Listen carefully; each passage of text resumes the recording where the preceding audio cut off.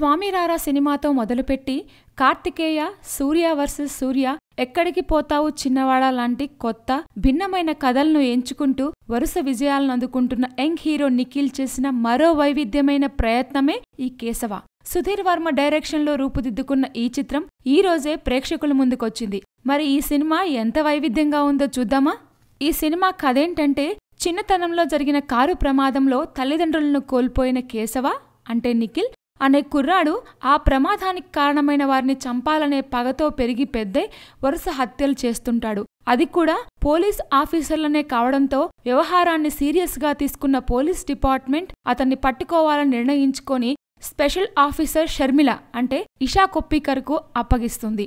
అలా కేసును టేకప్ చేసిన షర్మిల ఎలాంటి ఇన్వెస్టిగేషన్ చేసింది, నేరస్తుడు కేశవే అని ఎలా గుర్తించింది, అసలు కేశవ్ కుటుంబానికి జరిగిన కారు ప్రమాదానికి పోలీసులకు లింకేంటి, కేశవ పోలీసులకు పట్టుబడకుండా తన పగను ఎలా తీర్చుకున్నాడు, ఎవరెవర్ని చంపాడు అనేదే స్క్రీన్ మీద నడిచే కథ. ఇక ఈ సినిమా ప్లస్ పాయింట్స్ విషయానికొస్తే, దర్శకుడు సుధీర్ వర్మ ట్రైలర్లలో చెప్పినట్టు రెవెంజ్ డ్రామా అనే అంశానికి ఖచ్చితంగా కట్టుబడి ఆరంభం నుండి చివరి దాకా సినిమాను ఎలాంటి డీవియేషన్స్ లేకుండా అదే అంశం మీద నడపడం బాగా నచ్చింది. పైగా తన కథకు అవసరం లేని కమర్షియల్ అంశాల జోలికి పోకుండా తక్కువ రన్ టైంలో సినిమాను తయారు చేయడంతో ఎక్కడా మన సమయం వృధా చేసుకుంటున్నాం అనే ఫీలింగ్ కలగలేదు. వయసు పరంగా హీరో ఎదగడం అనే అంశాన్ని ఆసక్తికరమైన పద్ధతిలో చూపించారు. సుధీర్ వర్మ కథానాయకుడి పగకు అసలు కారణం ఏమిటనే పాయింట్ చుట్టూ అల్లుకున్న డ్రామా బావున్నాయి. ఇక ఫస్ట్ హాఫ్ మొత్తం హీరో హత్యలు చేయడం, పోలీసులు తల్ల పట్టుకోవడం వంటి విషయాలతో కాస్త తక్కువ ఫ్లోలో నడిపినప్పటికీ మధ్య మధ్యలో జోడించిన వెన్నెల కిషోర్ కామెడీ మాత్రం బాగా ఎంటర్టైన్ చేసింది. అలాగే సెకండ్ హాఫ్లో రివీల్ అయ్యే అసలు వాస్తవాలు, వాటికి సుధీర్ వర్మ రాసిన సన్నివేశాలు మరీ కాకపోయినా కాస్త బలంగానే ఉన్నాయి. అన్నింటికన్నా ముఖ్యంగా హీరో నిఖిల్ తన పాత్రను పరిచయం చేసినప్పటినుంచి సినిమా పూర్తయ్యే వరకు ఒకే రకమైన భావోద్వేగాలతో, ప్రవర్తనతో సెటిల్డ్ పెర్ఫార్మెన్స్ చూపించి ఆకట్టుకున్నాడు. దివాకర్ మణి చేసిన కెమెరా వర్క్ అయితే చాలా బాగుంది. సహజమైన లొకేషన్లో తీసిన ప్రతి ఫ్రేమ్ చాలా డీటెయిల్డ్గా ఉండి సినిమాకు అదనపు బలాన్ని ఇచ్చింది. ఇక మైనస్ పాయింట్స్ విషయానికొస్తే, ఫస్ట్ హాఫ్ ఆరంభం బాగానే ఉన్న హీరో హత్యలు చేయడం, పోలీస్ ఇన్వెస్టిగేషన్ జరపడం వంటి సన్నివేశాల్లో కొత్తదనం అంటూ ఏమీ లేదు. పైగా వాటిలో అంత తీవ్రమైన భావోద్వేగాలు కూడా కనిపించలేదు. అలాగే హీరోకు ఎడమవైపు ఉండాల్సిన గుండె కుడివైపు ఉంటుందని ఆరంభంలో చెప్పడమే గాని దాన్ని కథనంలో ఊహించినంత గొప్పగా ఎలివేట్ చేయలేదు.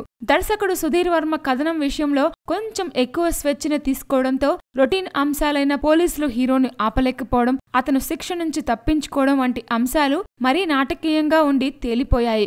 ట్రైలర్లలో హీరో పాత్ర పరిస్థితుల ప్రభావంతో చాలా వైల్డ్గా మారుతుందనే అంచనా కలిగించారే కానీ తెర మీద మాత్రం హీరో పాత్ర సాఫ్ట్గానే పోతుంది తప్ప ఎక్కడా తారాస్థాయికి చేరుకోకపోవడం కొంత నిరుత్సాహాన్ని కలిగించింది.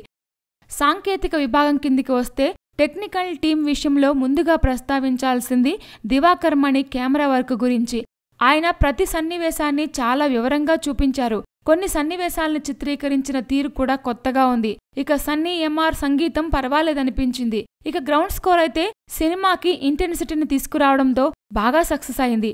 ఎస్.ఆర్. శేఖర్ ఎడిటింగ్ సినిమాను అర్థవంతంగా తయారు చేసింది. అభిషేక్ పిక్చర్స్ వారి నిర్మాణ విలువలు గొప్ప స్థాయిలో ఉన్నాయి.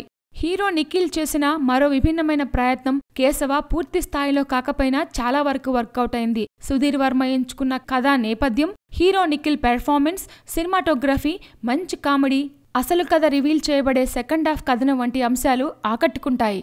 మొత్తం మీద చెప్పాలంటే, బాహుబలి ది కన్క్లూజన్ తర్వాత ఈ 19వ తేదీ వరకు విడుదలైన అన్ని తెలుగు సినిమాల్లోకి ఈ కేశవ ప్రేక్షకులకు మంచి చాయిస్గా నిలుస్తుంది.